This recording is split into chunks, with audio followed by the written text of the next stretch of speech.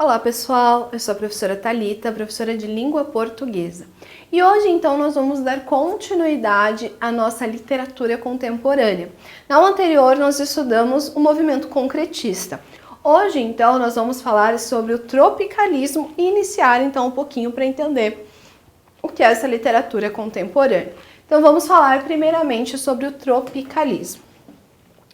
O marco inicial do tropicalismo se deu em 1967, no Festival de Música da TV Record.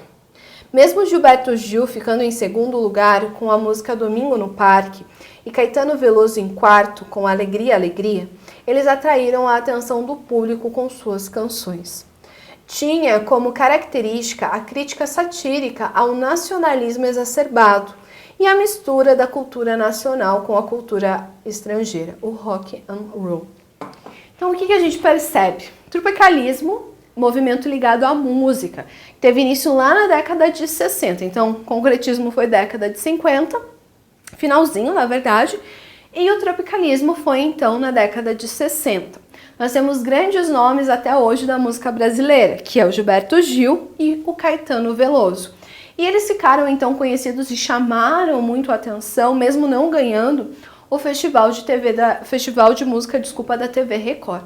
Então, gente, eles são os precursores desse movimento. Então, gente, o movimento tinha um espírito antropofágico, absorvendo diversas influências e criando uma música de incontestável originalidade.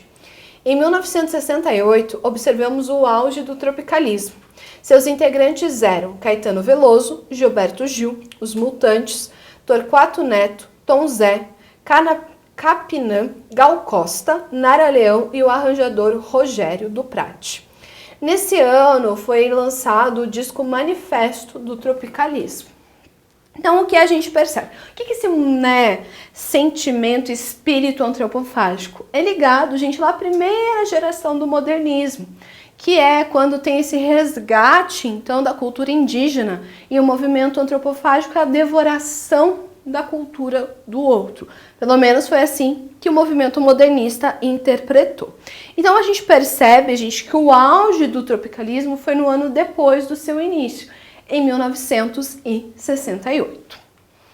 E ainda, gente, no mesmo ano, em 68, esses dois músicos causaram grande polêmica no Festival da TV Globo com a apresentação das músicas Questão de Ordem, de Gilberto Gil, e É Proibido Proibir, de Caetano Veloso. Este foi muito vaiado e acabou respondendo ao público.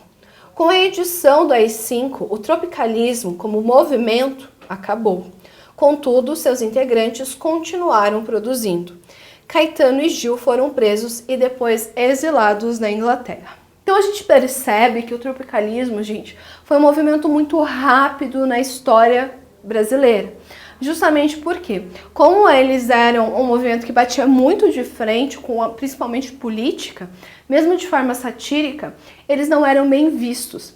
E daí, obviamente, na sequência veio o AI-5, o ato institucional mais rígido que nós tivemos durante o regime militar, e com isso nós observamos que o movimento acabou. Justamente porque, gente, os grandes líderes, Caetano e Gil, eles foram presos e posteriormente foram mandados para a Inglaterra. Então, gente, o movimento Tropicália é bastante curtinho. Então, vamos falar sobre poesia marginal, que está linkado, então, com a literatura contemporânea. Uma das representações mais significantes da poesia contemporânea é, sem dúvidas, a chamada poesia marginal.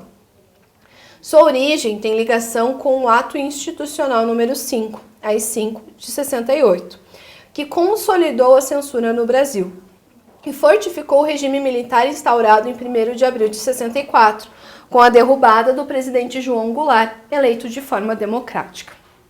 Então a gente vê o quê? O tropicalismo, ele morre em 68, e nesse mesmo ano, por conta do AI-5, surge então a poesia marginal. Então a gente observa, um movimento some e o outro surge. Então eles estão muito ligados, gente, com o AI-5, justamente porque foi o alto da repressão da censura aqui no Brasil. E, gente, apesar das limitações e proibições do AI-5, Os mais agravantes eram um adendo do decreto, estabelecendo que outras restrições ou proibições ao exercício de quaisquer outros direitos públicos ou privados poderiam ser estabelecidos à discrição do Executivo, fornecendo ao regime o poder de estabelecer qualquer tipo de proibição. Ou seja, a censura, gente, ela estava ligada ao Estado. Obviamente, tudo aquilo que vinha a criticar o Estado seria censurado. Então aqui a gente percebe que esse nome, né, poesia marginal, é porque eles estão à margem, diferentemente do que conseguiria fazer o movimento da Tropicália. E na literatura, gente, nomes consagrados do modernismo continuaram fortes, como o engajamento político e social intensificados, como Carlos Drummond de Andrade e João Cabral de Melo Neto. Paralelamente, surgiu uma geração de poetas que não eram mais solitários. Ao contrário, iam para as ruas, portas de bares, cinemas, praças e avenidas com os seus poemas em mãos. Então, justamente o que a gente observa aqui? Nós continuamos com nomes fortes do modernismo ainda, né, em destaque, como Drummond, João Cabral de Melo Neto, grandes representantes da segunda e da terceira geração, respectivamente.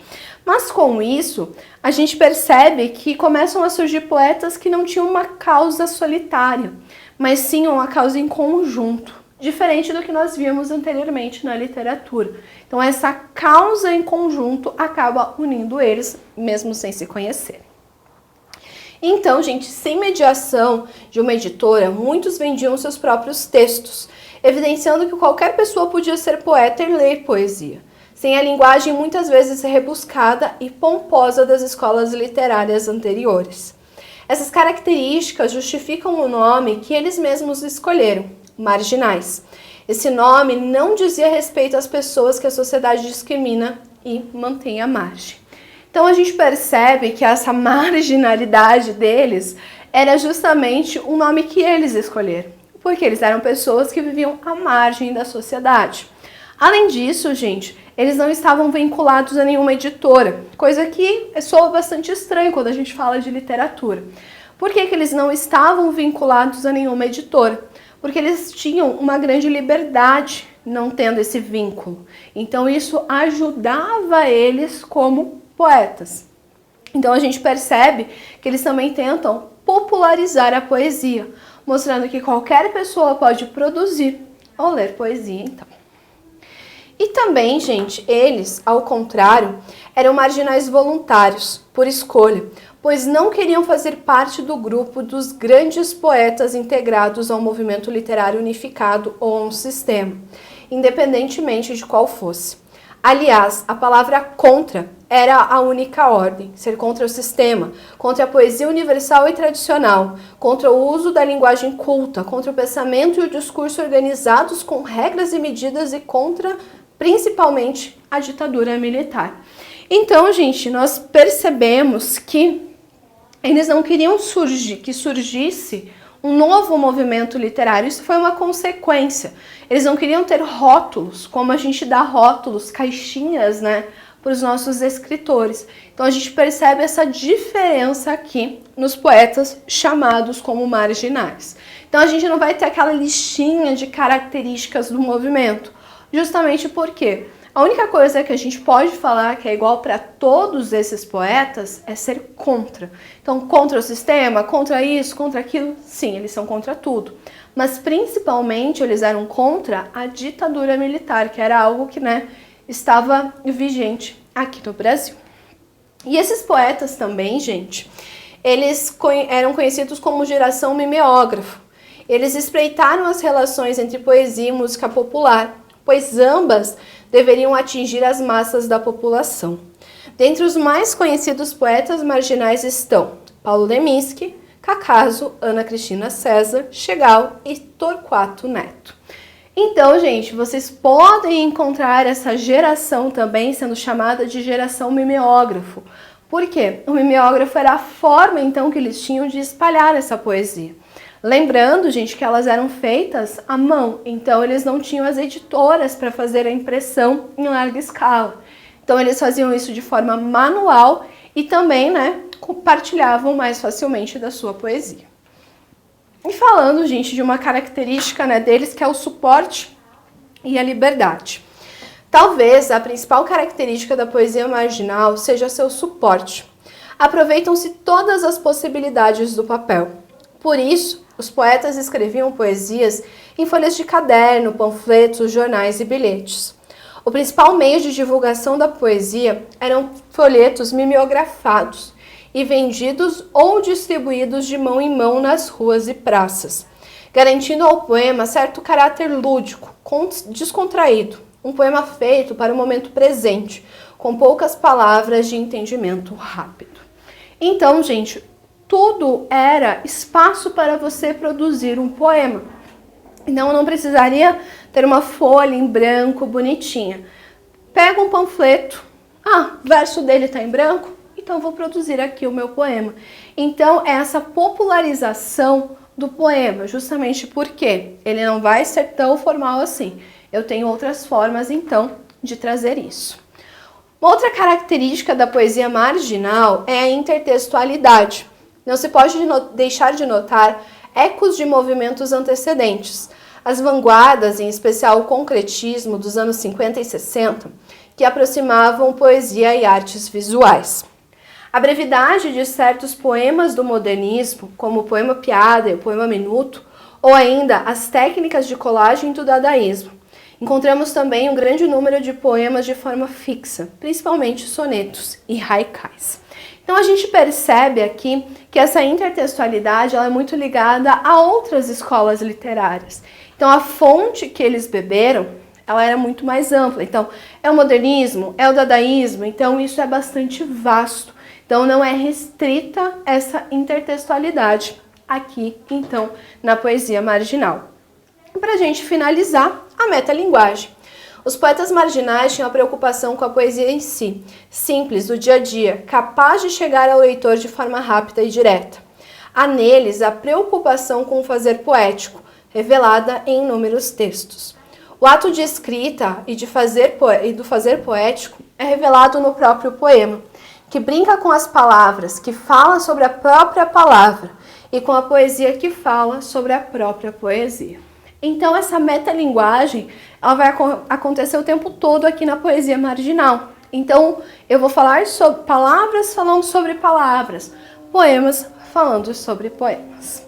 Bom, gente, espero ter ajudado vocês em mais uma aula de língua portuguesa. Até a próxima!